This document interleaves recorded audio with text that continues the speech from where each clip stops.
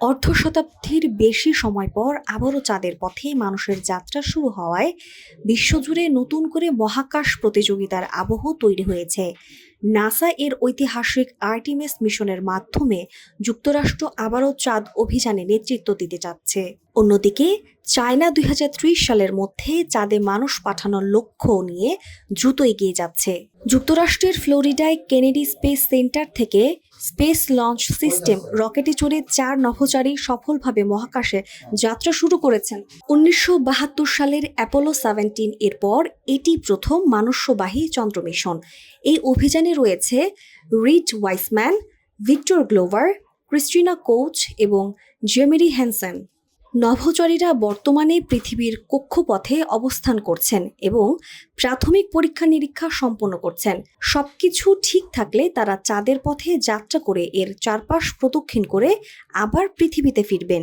প্রায় ১০ দিনের এই মিশনের মূল লক্ষ্য হল ভবিষ্যতে চাঁদের দক্ষিণ মেরুতে মানুষ অবতরণের পথ তৈরি করা, যা ২০২৮ সালের মধ্যে বাস্তবায়নের পরিকল্পনা রয়েছে। এদিকে চীনও বসে নেই। দেশটি ইতোমধ্যে বিভিন্ন রোবোটিক মিশনের মাধ্যমে চাঁদে নিজেদের সক্ষমতা প্রমাণ করেছে। বিশেষ করে চ্যাংই-6 মিশনের মাধ্যমে চাঁদের অদৃশ্য অংশ থেকে নমুনা সংগ্রহ করে তারা বিশ্বকে চমকে দিয়েছে।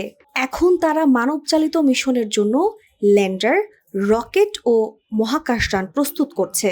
চীনের পরিকল্পনায় রয়েছে লং মার্চ 10 রকেট, ম্যানঝৌ স্পেসক্রাফট এবং ল্যান্ড-ইউ ল্যান্ডার ব্যবহার করে চাঁদে নভোচারী পাঠানো।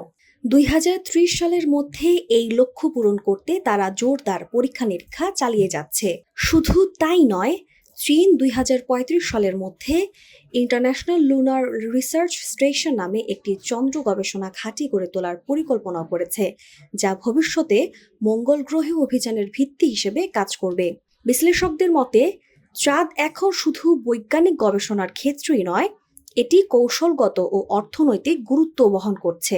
চাঁদের দক্ষিণ মেরুতে পানির বরফ ও সম্ভাব্য খনিজ সম্পদ ভবিষ্যতের মহাকাশ অর্থনীতিতে বড় ভূমিকা রাখতে পারে। এই প্রেক্ষাপটে মার্কিন প্রেসিডেন্ট ডোনাল্ড ট্রাম্প এই মিশনকে যুক্তরাষ্ট্রের অসাধারণ সাফল্য হিসেবে আখ্যা দিয়েছেন। অন্যদিকে বিশেষজ্ঞরা মনে করছেন, যুক্তরাষ্ট্র ও চীনের মধ্যে এই প্রতিযোগিতা মহাকাশ গবেষণাকে আরও এগিয়ে নেবে।